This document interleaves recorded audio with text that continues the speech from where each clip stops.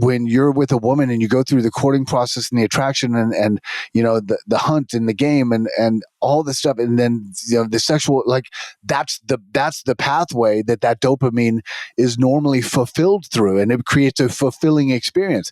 If you're just having the dopamine handed to you through social media, it's like a welfare line for your brain. Going back to the regrets, I want to mention with the one that you shared, the sixth one, which I think is great, since we're talking about that I wish I'd spent more time at the office is not one of the regrets, right?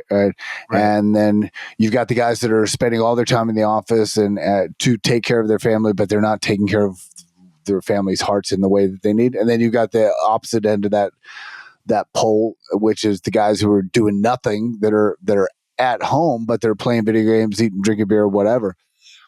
So Michael had a brilliant point that we need to add to the list now in this new age, in this new year of 2024, right, that I wish I'd spent more time scrolling social media is not one of the fucking regrets of the dying. Right. And how many of us are addicted to that drug? And look, I'm raising my hand. I've done it before. It's like, oh, I'm just going to check that message that somebody sent me. And 30 minutes later, I'm like, son of a, why am I still on this? Right. Right. That's what it's designed to do. So, yeah. And, we've talked. Oh, go ahead. Yeah. Sorry. I was just going to say time is the resource we don't get back. Yeah. Money, you can earn more money, right? You can generate more money, everything else. Time, you don't get back. So if you squander that precious resource scrolling social media or doing something that is meaningless and unfulfilling, I heard it said before that our life is God's gift to us. What we do with it is our gift to Him, or our insult. Yeah. Ooh. I like that last part.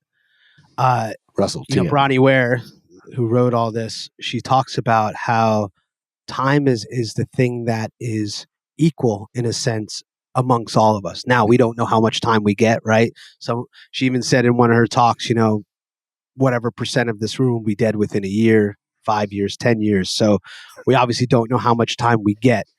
And time is the one thing, regardless of race, class, creed, color, religion, is the same for all of us. It is the one common attribute we all share. And you're right, we can't buy more of it.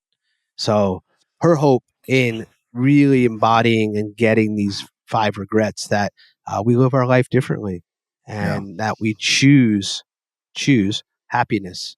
Right. One thing about that social media piece I think is interesting. We've talked and probably will more about the dopamine hijacking that social media is doing, and all the fake dopamine, essentially, or not the real dopamine from actually completing tasks or that. But especially when we're talking about lover energy in sexuality and sacred sexuality, the pleasure pathways are the dopamine pathways.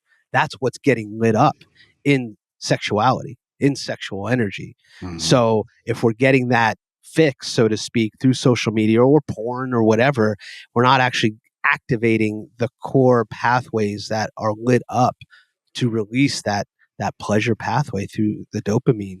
So just another way that's being robbed in us humans.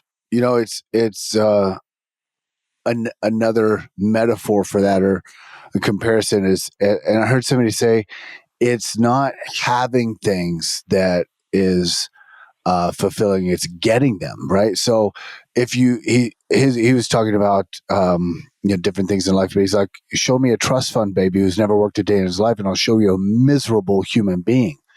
Yeah. Show me somebody who worked his ass off to earn millions, to build an empire. That person is fulfilled. That person has meaning behind what he does. Somebody who just had it handed to them, there's no meaning to it. There's no fulfillment. The person's miserable no matter how much money they have.